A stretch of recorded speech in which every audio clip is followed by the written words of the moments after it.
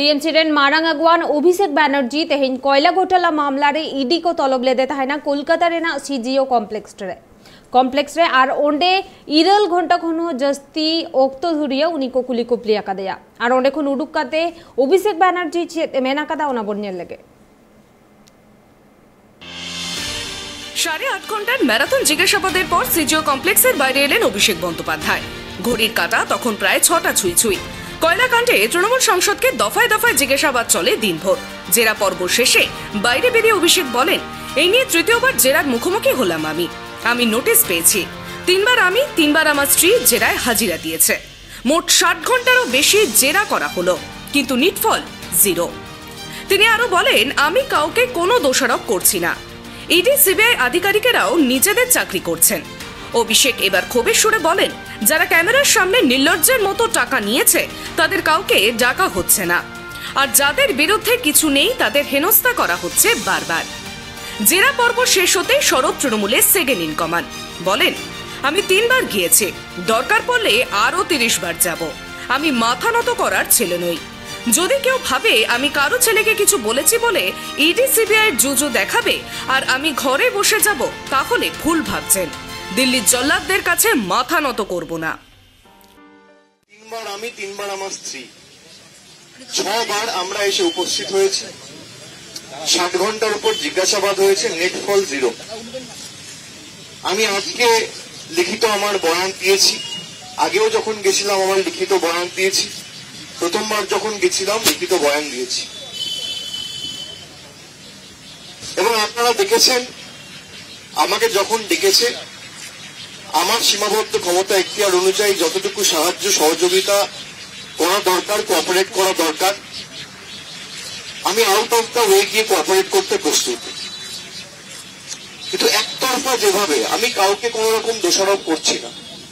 যারা এখানে এসে ইনভেস্টিগেশন করছে তাদেরও নিজেদের চাকরি রয়েছে, তারা নিজেদের কর্তব্য পালন করছে।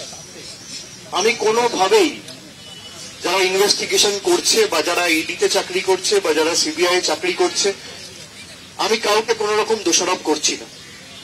কিন্তু এদের ভূমিকা কি সাধারণ মানুষ দেখছে। এদিন ফের জয়সাউকে আক্রমণ তৃণমূল সাংসদের। তিনি বলেন, আগে নিজের ছেলেকে দেশপ্রেম শেখান। জাতীয় পতাকা হাত না দিয়েও বিসিসিআই সেক্রেটারি থাকবো ছেলে ভাবছে, আর বাবা ভাবছে বিরোধী শূন্য করে আমি স্বরাষ্ট্রমন্ত্রী থাকবো। অমিত শাহকে জোরালো কটাক্ষ অভিষেকের। বাংলার মানুষকে দেশপ্রেম শেখাবেন না, তাদের রক্তে দেশ স্বাধীন হয়েছে। নিজের ছেলেকে জাতীয় পতাকার মর্যাদা শেখান। রাজনৈতিকভাবে লড়তে না পেরে ইডি সিবিআই ব্যবহার করে গ্রেফতার করতে চাইছে। অভিষেক বন্দ্যোপাধ্যায়ের হুঙ্কার, আমি তো 2 বছর আগে স্টেটমেন্ট দিয়েছি, এই কয়লা কেলেঙ্কারির সঙ্গে কোনো যোগসূত্র পেলে 5 পয়সার দুর্নীতি পেলে আমাকে ডেকে পাঠাতে হবে না, আমাকে সরাসরি স্টেজ তৈরি করে ফাঁসি দিয়ে দেবেন। আমি আজও নিজের জায়গা থেকে নড়ছি না। বিজেপিতে যাওয়ার পর একবারও ডাকা হচ্ছে না। আর যাদের বিরুদ্ধে কিছু নেই, রাজনৈতিকভাবে লড়াই করতে পারছে না বলে, রাজনৈতিকভাবে লড়াই করতে ব্যর্থ হচ্ছে বলে, পলিটিক্যালি লোক পাচ্ছে না বলে তাদেরকে হেনস্থা হচ্ছে। আমি 3বার গেছি, আরো 30 বার ডাকলে আমি 30 বার যাব। কিন্তু আমি মাথা নত করার ছেলে নই। আমি এটা প্রথম দিন বলেছি, আমি আজকে আবার বলছি। সুতরাং কেউ যদি ভাবে যে কারো ছেলেকে আমি আক্রমণ করেছি বলে ওই ইডির জুজু আর সিবিআই জুজু দেখিয়ে আমাকে ভয় পাওয়া হবে, আমি যা বলেছি 29 অগস্টের মঞ্চ থেকে, আমাদের আন্দোলনের ভাষা আরো তীব্রতর হবে, আমার প্রতিবাদের ভাষা আরো তীব্রতর হবে। পাশাপাশি আজ বিরোধী দলনেতা শুভেন্দু অধিকারীকেও একহাত নিলেন অভিষেক বন্দ্যোপাধ্যায়। তার দাবি, কয়লাকাণ্ডের মূল অভিযুক্ত যিনি নাকি ফেরার, তার সঙ্গে 8 মাস আগে ফোনে কথা বলেছেন বিরোধী দলনেতা। তাকে সিবিআই থেকে বাঁচানোর আশ্বাস দিয়েছেন বিরোধী দলনেতা। সেই অডিও ক্লিপও রয়েছে, সময় মতো সামনে আনবো। শুভেন্দুর বুকের পাতা থাকলে আমার বিরুদ্ধে মামলা করুক, আদালতে সেই ক্লিপ পেশ করব। ভয়েসের ফরেন্সিক হলেই দুধ কা দুধ পানি কা পানি, সব প্রমাণ হয়ে যাবে। আপনি পলিটিক্যালি লড়ুন আমার সাথে, আপনি নির্বাচনে লড়ুন, মানুষের দরবারে, মানুষের আদালতে আপনার সাথে আমার লড়াই হবে। আমার কত বড় ক্ষমতা আমি দেখব। আপনারা ভাবছেন কি সিবিআই ইডি দিয়ে ধমকে চমকে তৃণমূল কংগ্রেসকে আটকে রাখা যাবে?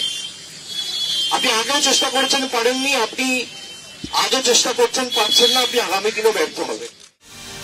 8.5 ঘন্টা ইডির প্রশ্নের মুখোমুখি হওয়ার পরেও অত্যন্ত আত্মবিশ্বাসী শরীরী ভাষায় বিরোধীদের জবাব দিলেন তৃণমূল কংগ্রেসের সেকেন্ড ইন কমান্ড সর্বভারতীয় সম্পাদক অভিষেক বন্দ্যোপাধ্যায়। ক্যামেরায় সূর্য শঙ্কর অধিকারীর সঙ্গে আব্দুল আজিজের রিপোর্ট, ট্রাইব টিভি, কলকাতা।